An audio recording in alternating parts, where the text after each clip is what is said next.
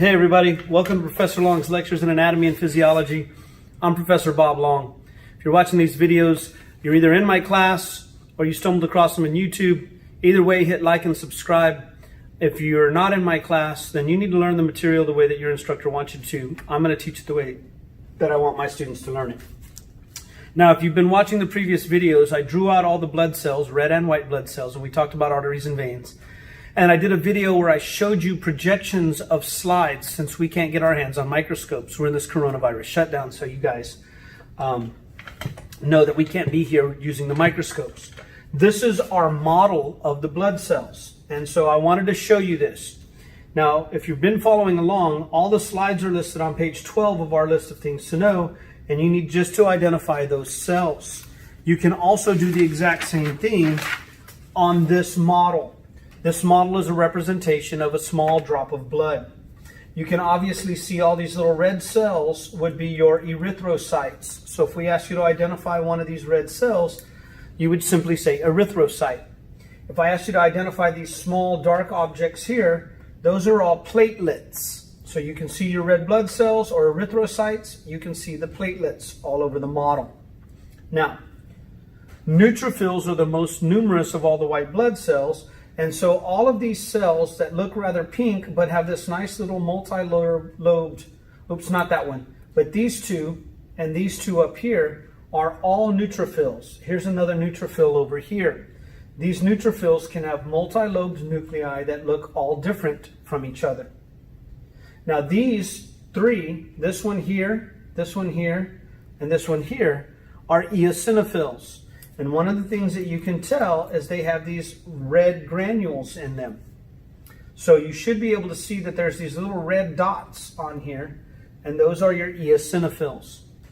Now, basophils are the most rare of the white blood cells, so we only have one of them on here, and you can tell it's a basophil because it has all these little blue dots in its cytoplasm.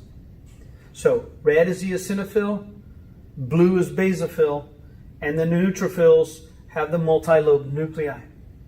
Now these really large cells here, here, and here, these three really dark ones, are monocytes. Here I can see the nice C-shaped nuclei. Here they caught the back of the C, so it doesn't look like much. But these are definitely two monocytes. And finally, we have lymphocytes. The lymphocytes are these little things that are almost all nucleus with just a little bit of cytoplasm. This cell is actually what we call an activated lymphocyte. Some lymphocytes are dedicated to release antibodies, and when they do so, they fill up with all these antibodies and they look all swollen and angry and change color. So that's an activated lymphocyte. I'm not going to be asking you for that one, but they do get activated and swell up and then spit out all these antibodies when we're fighting infections. But these are lymphocytes, these two right here. Now, I hope that you can see from the video screen some of those dots, and I know that it's going to be hard to do that, so I'm going to zoom in.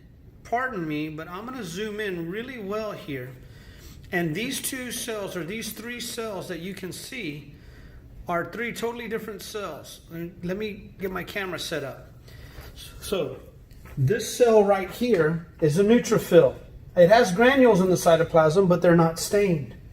This is a monocyte, and you can see the little tiny red granules in this other cell. That makes it an eosinophil. They're not super bright red, but let me see if I can get a little bit better lighting on here for you. Now, I'm going to zoom in a little bit more on that eosinophil. You can see there's little granules in there, and they should appear a nice bright red color. And the last one I'm going to zoom in on, and I want you to see, is the basophil.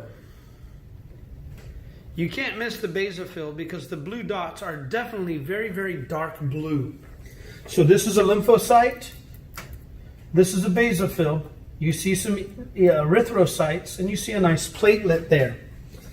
Again, it's a little hard to see the red granules on these models on an eosinophil. I'm going to show you one more little view. Pardon me moving the camera around.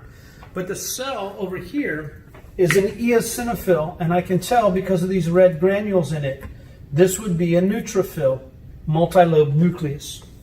Anyway, I hope that you guys can identify these cells. Thanks for watching. I hope you learned something, and I hope you had as much fun as I did. See you in the next video.